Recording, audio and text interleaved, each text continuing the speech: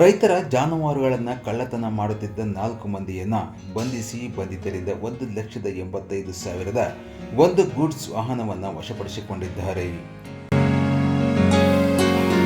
ಹೊಸದುರ್ಗ ತಾಲೂಕಿನ ಶ್ರೀರಾಂಪುರ ಪೊಲೀಸ್ ಠಾಣೆ ಹಾಗೂ ಹೊಸದುರ್ಗ ಪೊಲೀಸ್ ಠಾಣೆ ವ್ಯಾಪ್ತಿಗೆ ಸೇರಿದಂತೆ ಚಿಕ್ಕಮಗಳೂರು ಜಿಲ್ಲೆಯ ಅಜ್ಜಂಪುರ ಪೊಲೀಸ್ ಠಾಣೆ ವ್ಯಾಪ್ತಿಯಲ್ಲಿ ಜಾನುವಾರುಗಳನ್ನು ಕಳ್ಳತನ ಮಾಡುತ್ತಿದ್ದ ಬಗ್ಗೆ ಸಂಬಂಧಿಸಿದ ಠಾಣೆಗಳಲ್ಲಿ ಪ್ರಕರಣ ದಾಖಲಾಗಿದ್ದವು.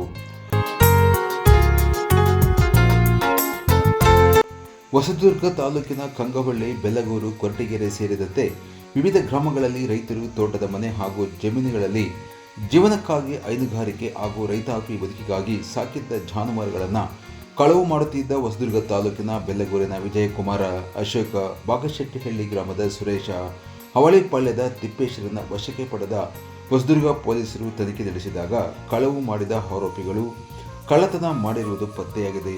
ಈ ಸಂಬಂಧ ಚಿತ್ರದುರ್ಗದ SP Ranjith Kumar Bhandaru, SP Shivakumar, DySP Shivakumar ಮಾರ್ಗದರ್ಶನದಲ್ಲಿ ಹೊಸದುರ್ಗದ ಪಿಐ ಕೆಟಿ ರಮೇಶ್, ಪಿಎಸ್ಐಗಳಾದ ಶ್ರೀಶೈಲ, ಮಹೇಶ್ ಕುಮಾರ್ ಹಾಗೂ ಸಿಬ್ಬಂದಿ ಸದರಿ ಪ್ರಕರಣದ ಆರೋಪಿಗಳನ್ನು ಬಂಧಿಸಿ ನ್ಯಾಯಾಂಗ ಬಂಧನಕ್ಕೆ ಒಪ್ಪಿಸಲಾಗಿದೆ.